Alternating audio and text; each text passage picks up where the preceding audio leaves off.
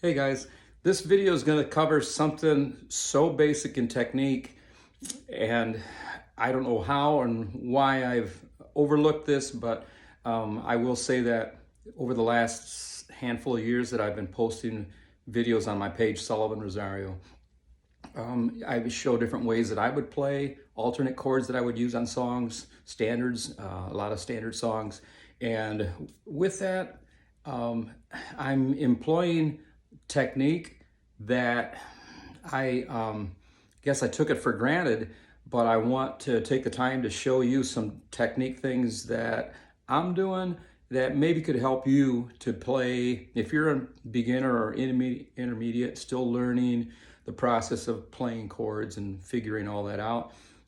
Here are some of the things that I'm already taking for granted that I already do, and I'll just cover a couple basics. when you're putting your fingers on the fretboard to make a certain chord, say a D, E, C, A. When we start learning to play guitar, we start building chords by fingers 1, 2, 3, 4. 1 goes here, 2 there, 3 there, and so forth, and sometimes 4 on chords.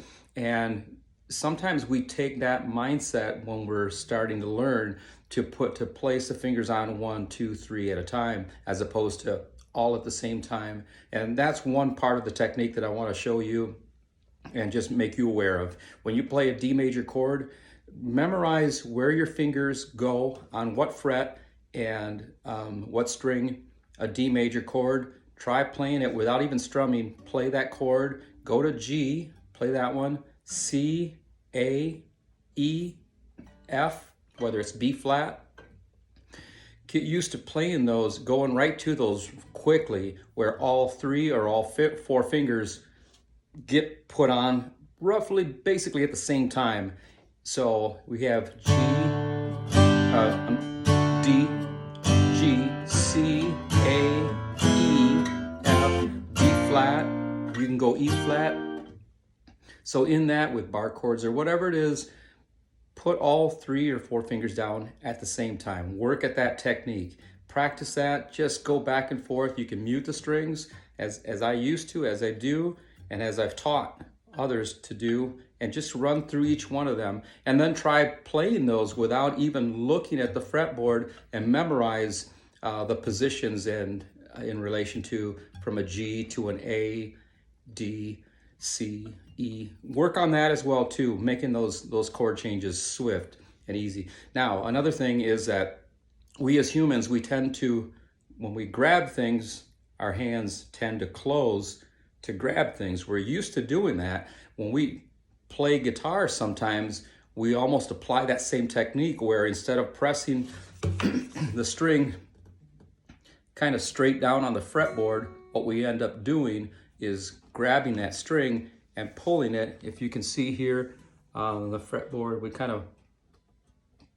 I'm pulling those strings down a little bit. Anytime we go to play a chord and pull down, like we're clawing it and pulling it down, it'll throw a string a little bit off tune. You may not know that or be aware of that at first, but as you develop an ear for what sounds in tune, what doesn't, you'll get what I'm saying. So try to play not only all 3 fingers at the same time, but straight down on the fretboard. So that's another thing that I've taken for granted. So another thing is, maybe one of the last technique for today is for the basic beginners. As you're playing and strumming chords, when you go from one chord to the next, we have a habit of playing what I call the ghost chord, that open. We go.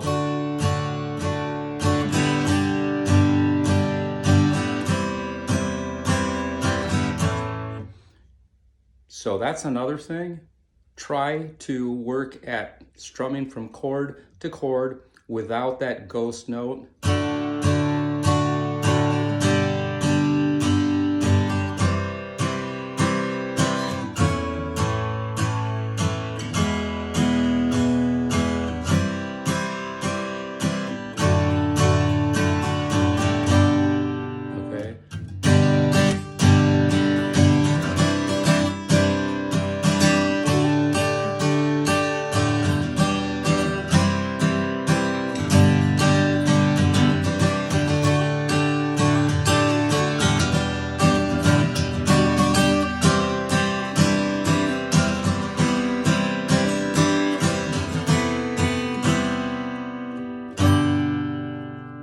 that was the last thing I just really wanted to share with you. Using those three and employing, as I would say, those three techniques right there will take your playing to the next level.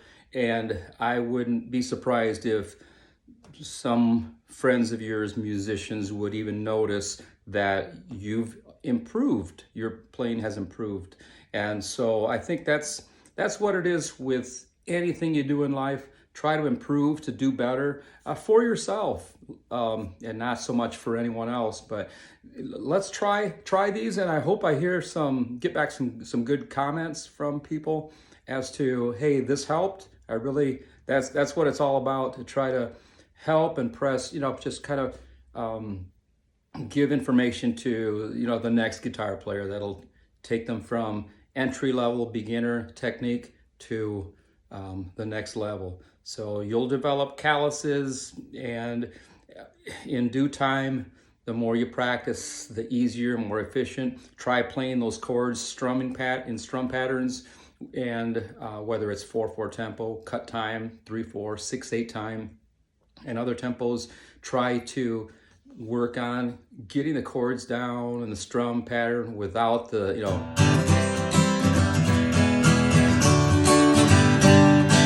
without using that, okay? So that's what I have for you today. Hope it really helps. I think this is a winner. I wish somebody would have told me this many, many years ago.